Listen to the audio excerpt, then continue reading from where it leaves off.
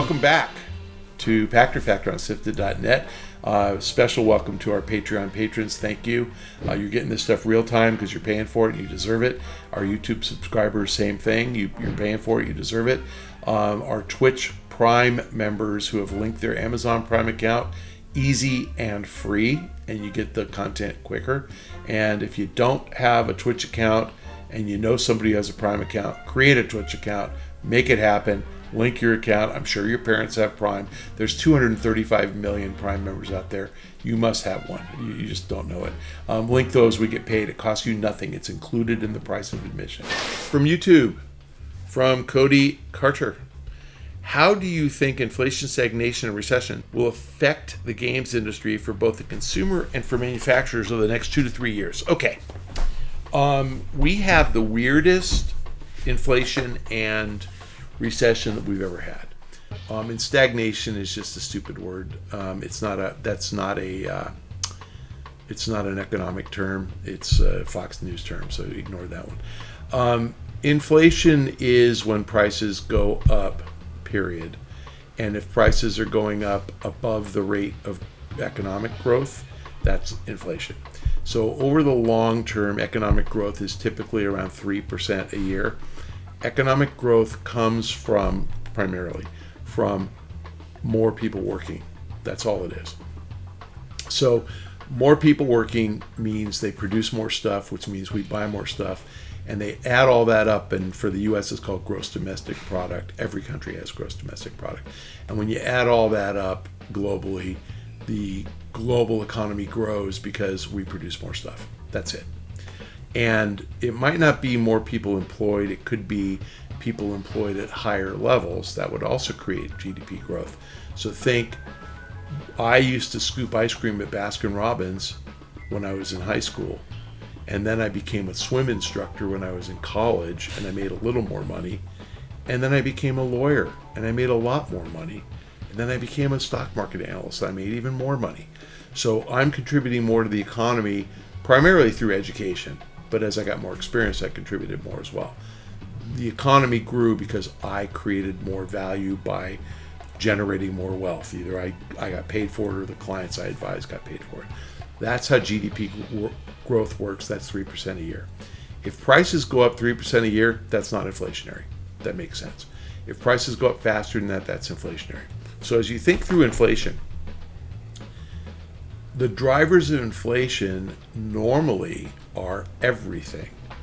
So if all components, everything you could purchase goes up by 5% and inflation is 5%, that's bad and nothing you can do about it. This inflation is not what I just described. Everything didn't go up 5%. Oil prices went up no shit by 100% in the last year. So gasoline prices went up by roughly 100% last year. And I think the average price per gallon in the US got to $5, and I think it was about $3 last year, so I probably exaggerated, right, 66%. But it went up a lot. Food has gone up way more than 9%. And why? So oil went up for a couple of reasons. Oil is a supply and demand commodity. So supply is actually controllable, but not by just turning on a tap. You can't just produce more oil by turning a knob. Oil takes about 2 years from start to production, from when you decide you want to produce oil to getting it into a refinery and making it into gasoline. And so a good example is North Dakota shale oil. That costs $50 a barrel to pull out of the ground. So when oil prices drop below $50, you don't do shale oil, you don't frack, you don't do it. When oil prices go to 100, you do. Guess what? It takes 2 years to develop. So back in 2017, 18, when oil prices dropped to $35 a barrel because the economy was so strong and everybody was producing so much and whatever, guess what? The economy boomed. North Dakota got crushed. They laid everybody off and they stopped fracking oil. We all got shelter in place, even lower demand, gas prices went even lower. We got out of our houses and we started driving again. The economy started thriving, demand went up, no oil, because we couldn't frack. So we didn't produce as much, and that stuff takes 2 more years. So a year and a half from now, we'll have shale oil come back online. So demand went crazy, supply was relatively stagnant, oil prices went up. That's the biggest component of inflation. Of course, Russia helped us out by invading Ukraine, and then the whole world retaliated by putting sanctions on Russia. So they boycotted Russian oil. Nobody's supposed to buy Russian oil. Some people are, but they're not selling as much as they were, which means lower supply of oil. Demand up, supply down, price goes up. That's what happened. Then I said food prices are vastly outweighing this. The U.S. is the number one producer of wheat, corn, soybeans, oat, every kind of farm product you can think of. Not sugar, I think that's other countries, but and not avocados, I think that's Latin America.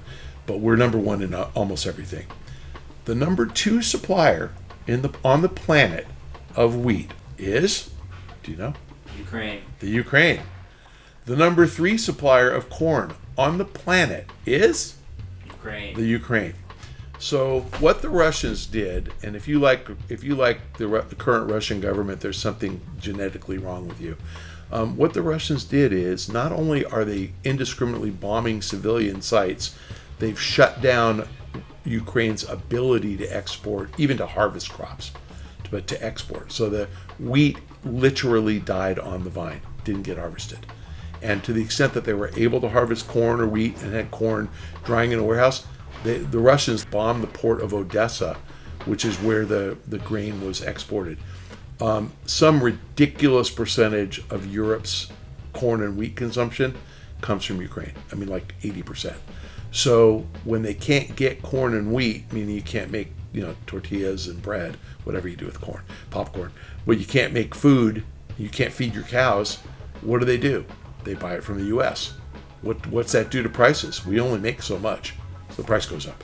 The ripple effect of wheat and corn causes pork prices to go up because they eat corn. So we're just screwed on that. So when does that normalize? Could take a year. I mean, theoretically, you can plant more acres of wheat, so I'm sure they are planting more. And we'll get more, and you'll get food prices easing. Back to your question. Inflation, probably for the next 2 years. I think you're stuck with it. And I'll get to how it impacts the games industry. Stagnation, I'm going to drop. Recession is a really interesting concept. So recession says, remember, the economy grows, and the real reason the economy grows is there are slightly more people on the planet every year. That's just all it is. Population grows by 1% or so a year, every year, just does. And technology makes people smarter and more efficient. So GDP growth at 3% a year, more educated people, technology makes us more efficient, we can produce more stuff. You guys are getting smart watching a YouTube video. Obviously, you couldn't do this 30 years ago, so we're smarter because we have the internet. And so recession means, the textbook definition, the economy shrinks for 2 consecutive quarters. So it doesn't grow, it shrinks. This isn't a recession because we've never had a recession with historic levels of full employment. We are at a 50-year high for employment in the United States. There are more people employed in the U.S. than there have been in the past 50 years. In a normal inflation recession environment, and the last time we had both was the early 80s. So the last time in the early 80s, we're talking Intellivision and Atari 2600. NES came out in 85. So the last time we had it, you didn't really have games the way you do now. We had arcade games. So I'm not sure anybody actually knows. We haven't had inflation and recession at the same time since 82 or 83. I don't think recession is going to last. I think that this recession is more a fully employed person who's making more money than they ever made in their lives. The minimum wage in the U.S. pretty much across the board, in effect, is $15. Amazon does not pay less than $15 anywhere. So you can be in Alabama, and trust me, there are Amazon jobs for you. And to be honest with you, I think the video game industry thrives in this kind of environment because games are a super cheap form of entertainment. I did another episode about, the average length of a game, about 10 hours for $60. That sounds like a lot, But then you get into all the multiplayer and replayability and stuff. It's absolutely worth $60 to play Call of Duty and play multiplayer for the next year. It's just worth it. I think obviously there's free-to-play games. They're absolutely worth free. And people will buy the stuff in the game if they want to be better at it. But the average spender in a free-to-play game spends $3 a day, which is a lot. It's $1,000 a year, but $3 a day is what you spend on Starbucks. So I think people view that as, I play an hour or two a day and I'm spending $3, worth it. So I actually believe that games are a good value for the entertainment dollar, and I think they'll probably do pretty well. Will it impact development? Maybe. But more important, I think it'll probably cause employers of game developers to rethink where they live and where they work. We learned during shelter in place, game developers weren't going to the office and they're figuring it out.